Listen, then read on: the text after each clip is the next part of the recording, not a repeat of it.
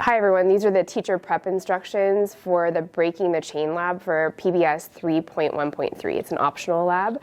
A couple of quick updates on this lab. The lab kit itself was made for 5 groups of 4 students per group, so just a total of 20 kids per class period. And my class is not set up like that, so I have 8 student groups with 4 students per group, a total of 32 students in my class. So I've organized this lab for 8 stations, and what my students are going to do is 4 of the student groups will do experiment 1 and the other 4 student groups will do experiment 2. So as I'm talking about this setup, that's the background for that information. Just a quick tip that you should, if you're planning on doing this experiment with your students, you should order your materials early. Make sure that you get 40 plates per kit that you order. There was a little bit of a mix-up at Words, and so I had to reorder, and it took a little bit of extra time. So I just want to remind you to make sure you're putting in your consumable order early. All right, so the teacher prep instructions, what you need to do for teacher prep is you're going to just do 2 quick things. You'll make the yeast solution. So I have 200 milliliters of warm water here. It doesn't have an exact temperature, it just needs to be warm, just not too hot. And then we're gonna add to it 12 grams of sugar. The sugar comes like this in the kit. And I just measured it out here, so I'll do 12 grams of sugar and then 1 full package of yeast. You need to do this right before you do the experiment with the students. And so I'm gonna do it in the morning of the lab.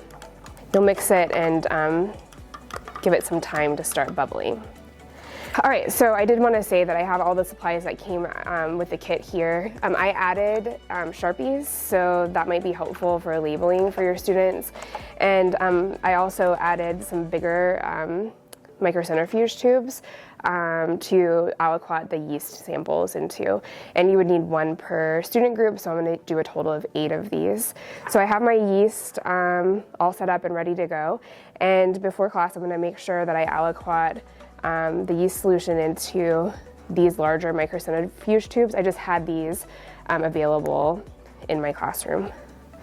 And then 1 of those is going to go into each student kit. So one of the things that you'll need to do to prep in advance before your students come is to aliquot about 1/2 milliliter of sterile water. It comes in these containers in the kit into these tiny microcentrifuge tubes.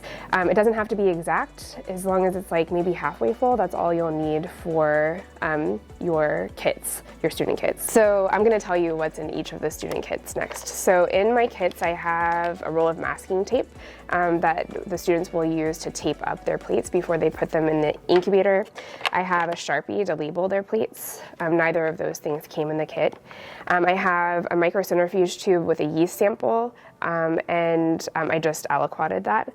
And you'll also have 4 of the microcentrifuge tubes with sterile water in them for each of the student samples.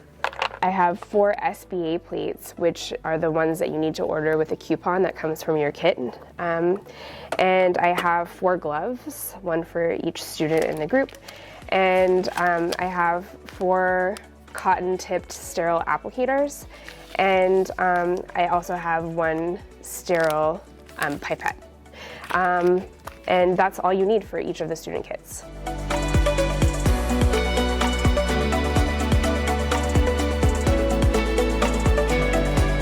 All right, so these are the instructions, you guys, for experiment number 1. We're gonna start with the first member of your team. And actually, all 4 of you should go ahead and start by putting a glove on your hand.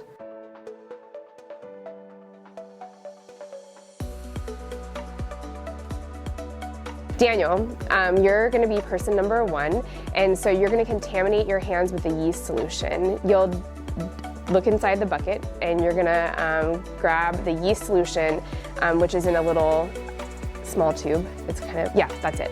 All right, so you can either just dump it in your hand, in your gloved hand. So you can open it up and dump it in your gloved hand, and just kind of swish it around.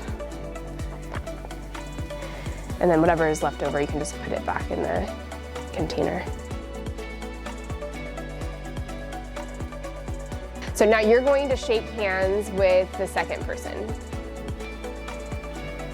Okay, so shake hands, really good, like you would just shake them, okay? And then now you're gonna shake hands with a third person.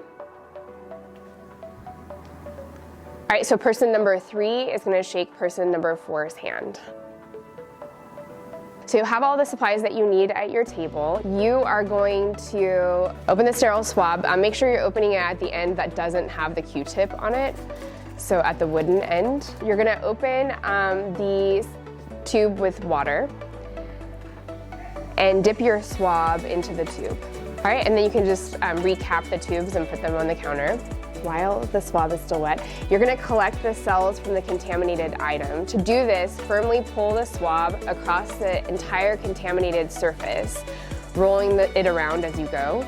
Thoroughly swab the surface to pick up all cells that may have been deposited. So just start swabbing your hand, rubbing it back and forth around all the surface of your hand. And roll it as you go. Excellent. Okay, now you're going to open the lid of the plate and you're gonna streak the cells onto your plate by gently rolling the swab across the plate and then turning it at a 90-degree angle and repeating the process. So just swab it across the top of the agar, back and forth. Yep, just like that.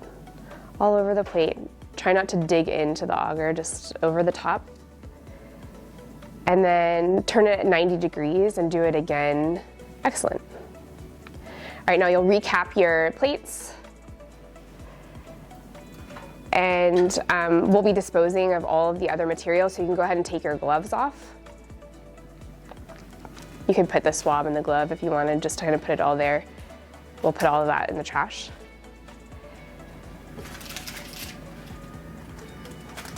And so just leave it kind of like off to the side. Here, let me get a trash can and then you can. Here we go. And then you're going to, with the Sharpie, label each plate. And you guys can just do this like 1, 2, 3, 4. On the edge of the plate, you want to put your number, the number of the person you were. So if you're number 1, you'll put number 1. All right, and then you're going to just put your labels on, and then we'll stack up the 4 plates. So just stack them on top of one another, 1, 2, 3, 4. And then somebody just wrap the entire stack of plates with the tape, like all together. And then we'll put them in the incubator at 37 degrees Celsius for 24 hours. All right, so we're gonna start by passing out all of the supplies. Each student should get their gloves on. Right now we're gonna be performing experiment number 2.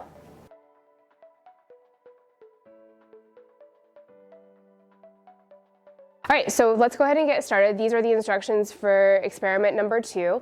The first member of the team is going to contaminate their hand with the yeast solution by adding a small amount to their hand and rubbing it together. Now you're going to shake hands with person number 2. All right, and this time, since it's experiment number 2, you're going to wash your hand. You're going to wash your hands with soap and water, so at this sink there with soap and water, for 20 seconds.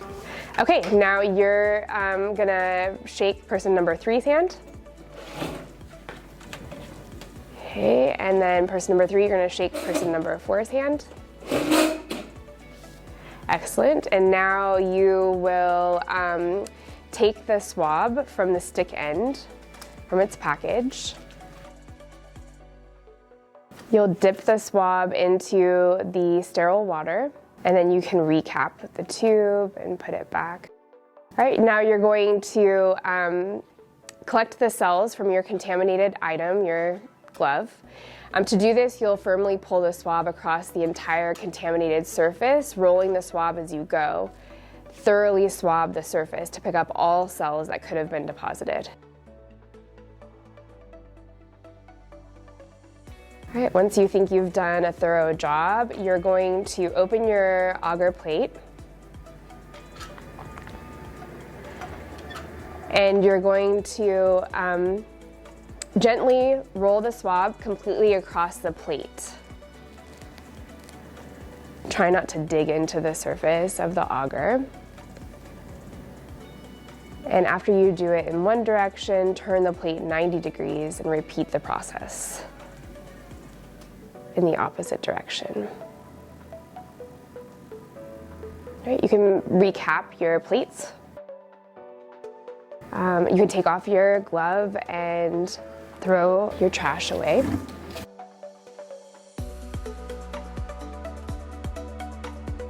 And now you're going to label your plates with your number, 1, 2, 3, 4, and your name. And then stack them up, 1, 2, 3, 4. And tape them all together. And then we'll be putting them in the incubator at 37 degrees Celsius for 24 hours, and we'll be looking at our results.